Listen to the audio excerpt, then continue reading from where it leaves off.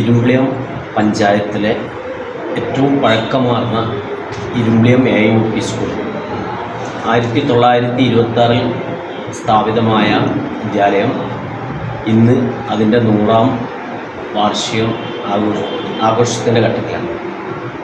പെരിങ്ങാട്ടുതൊടിയിൽ അബ്ദുള്ള കുട്ടി വൈദ്യരുടെ നേതൃത്വത്തിൽ അന്ന് ആരംഭിച്ച വിദ്യാലയം ഇന്ന് പഞ്ചായത്തിലെ ഏറ്റവും മികവാർന്ന ഒരു വിദ്യാലയമായി മാറിക്കഴിഞ്ഞു.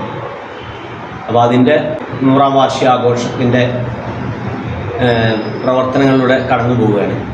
അതിൽ ഏറ്റവും പ്രധാനമായിട്ടും നമ്മൾ കഴിഞ്ഞ കാലങ്ങളിൽ വിദ്യാലയത്തിൽ പഠിപ്പിച്ച അധ്യാപകരെയും അതുപോലെ തന്നെ പൂർവ്വ വിദ്യാർത്ഥികളെയും ഒക്കെ ഒന്ന് ആദരിക്കുന്ന ഒരു നല്ലൊരു പൂർവ്വ വിദ്യാർത്ഥി സംഗമം ഈ വരുന്ന ഫെബ്രുവരി 1-ാം തീയതി വിദ്യാലയത്തിലെ അങ്കണത്തിൽ നടക്കാൻ പോകും.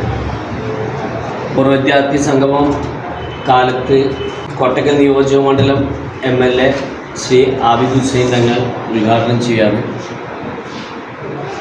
പ്രശസ്ത സാഹിത്യകാരൻ Shri P. Surendran, sub collector Dileep Kainikkara തുടങ്ങിയവരുടെയൊക്കെ സാന്നിധ്യമുണ്ട്.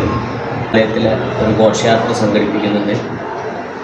ഈ വാർഷികാഘോഷത്തിൻ്റെ സമാപന സമ്മേളനം 7-ാം തീയതി ബഹുമാനപ്പെട്ട ഹജ്ജ് കായിക വകുപ്പ് മന്ത്രി ശ്രീ അബ്ദുറഹിമാൻ ഉദ്ഘാടനം ചെയ്യും. അന്ന് രാവിലെ 9 മണി മുതൽ വൈകിട്ട് വരെ കുട്ടികളിലെയും പൂർവ്വ വിദ്യാർത്ഥികളിലൊക്കെ കലാപരിപാടികളും മറ്റും സംഘടിപ്പിക്കും.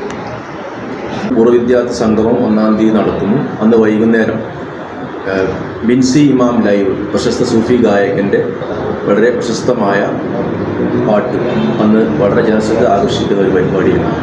അത് കഴിഞ്ഞ് 5-ാം തീയതി ഘോഷയാത്രയും വളരെ മികവാർന്ന രൂപത്തിലാണ് നമ്മൾ സംഘടിപ്പിച്ചിട്ടുള്ളത്. PTA പൂർവ്വ വിദ്യാർത്ഥികൾ അതുപോലെ നാട്ടുകാർ എല്ലാവരുടെയും ആഭിമുഖ്യത്തിൽ വലിയൊരു സ്വാഗതസംഘം ഉണ്ടാക്കിയിട്ടാണ് ഈ പരിപാടിയൊക്കെ തയ്യാറാക്കിയിട്ടുള്ളത്. നമ്മുടെ പ്രദേശത്തെ ഏറ്റവും പഴക്കമാർന്ന ഒരു വിദ്യാലയമാണിത്. അപ്പോൾ അതിൽ നമ്മുടെ കഴിവിൻ്റെ പരമാവധി പൂർവ്വ വിദ്യാർത്ഥികളെ 1-ാം തീയതിത്തെ പരിപാടിയിലേക്ക് ഉൾക്കൊള്ളിക്കാൻ വേണ്ടി ഞങ്ങൾ ശ്രമിക്കുന്നുണ്ട്. അവർക്ക് പൂർവ്വ വിദ്യാർത്ഥികളുടെ പരിപാടികൾ അന്ന് ഇന്നേ ദിവസത്തിന് പ്ലാൻ ചെയ്തിട്ടുണ്ട്. അതിനുശേഷമാണ് നമ്മുടെ ഏറ്റവും ഹൈലൈറ്റ് ആയിട്ടുള്ള ഗസൽ സന്ധ്യ. ഇപ്പോൾ എല്ലാ പരിപാടികളും അതുപോലെ ഘോഷയാത്ര 5-ാം തീയതിയാണ് ഘോഷയാത്ര, സാംസ്കാരിക ഘോഷയാത്ര.